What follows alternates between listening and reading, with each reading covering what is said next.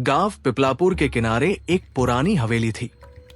लोग कहते थे कि उस हवेली के दरवाजे को कोई खोल नहीं सकता। जिसने भी कोशिश की या तो वो बीमार पड़ गया या फिर अचानक गायब हो गया। हवेली के बारे में यह भी मशहूर था कि वहां किसी जमाने में एक अमीर जमींदार और उसकी बेटी रहते थे। एक रात हवेली में आग लग गई और जमींदार की बेटी उस आग में जलकर मर गई। तब से वो हवेली सुनसान पड़ी थी। गांव के युवा लड़कों को अक्सर इस हवेली में जाने की हिम्मत नहीं होती थी, लेकिन करण, जो एक जिज्ञासु और निडर युवक था, उसने ठान लिया कि वो इस रहस्य को सुलझाएगा। एक रात करण अपने दोस्तों रोहित और समीर के साथ टॉर्च और कैमरे लेकर हवेली में घुस गया। दरवाजा खोलते ही ठंडी हवा का एक तेज झोंका उनके चेहरे से टकराया। अंदर घुप अंधेरा था और दीवारों पर जाले लटके हुए थे। जैसे ही उन्होंने टॉर्च की रोशनी इधर उधर डाली, उन्हें फर्श पर जले हुए निशान दिखाई दिए। समीर डरकर बोला, भाई, लगता है हमें यहां से वापस चलना चाहिए। लेकिन करण ने उसे शांत किया और आगे बढ़ने को कहा। चलते चलते उन्हें एक पुराना झूला दिखाई दिया जो बिना हवा के खुद ब खुद हिल रहा था। अचानक झूले के पास एक लड़की का अक्स दिखा।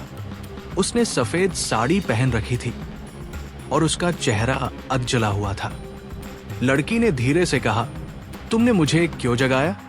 ये सुनते ही रोहित और समीर चीखते हुए भागने लगे। लेकिन करण ने रुककर लड़की से पूछा, तुम कौन हो? लड़की ने कांपती आवाज में कहा, मैं जमींदार की बेटी हूं। मुझे इस हवेली में एक राज छुपाने के लिए मार दिया गया था। मेरी आत्मा इस राज को खोलने के लिए यहां भटक रही है। करण ने हिम्मत करके पूछा, कैसा राज? लड़की ने हवेली के पिछले हिस्से की ओर इशारा किया और कहा, उस कमरे में मेरा सच दफन है। करण उस कमरे में पहुंचा जहां एक पुराना लोहे का संदूक रखा हुआ था। जैसे ही उसने संदूक खोला, उसमें एक जली हुई डायरी और एक सोने की मूर्ति थी। डायरी में लिखा था कि जमींदार ने अपनी बेटी को इसलिए मार दिया था क्योंकि उसने एक साधारण किसान से प्यार किया था।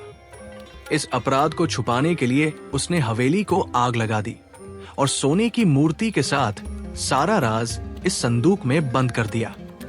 करण ने डायरी और मूर्ति को बाहर लाने की कोशिश की, लेकिन तभी हवेली के सारे दरवाजे जोर से बंद हो गए।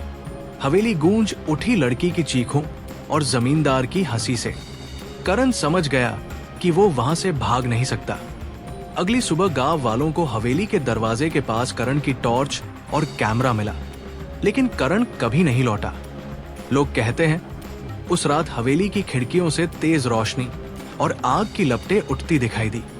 उसके बाद कोई भी उस हवेली में जाने की हिम्मत नहीं कर सका और हवेली के दरवाजे पर लिखा था, जो भी इस दरवाजे को खोलेगा वो हवेली का हिस्सा बन जाएगा।